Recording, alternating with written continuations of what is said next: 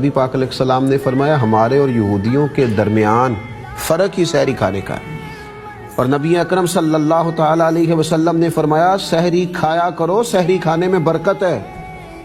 یعنی یہ تم مت سمجھو کہ صبح میں تو چپاتی کھا رہا ہوں، میں تو سالن کھا رہا ہوں، میں تو دہی کھا رہا ہوں۔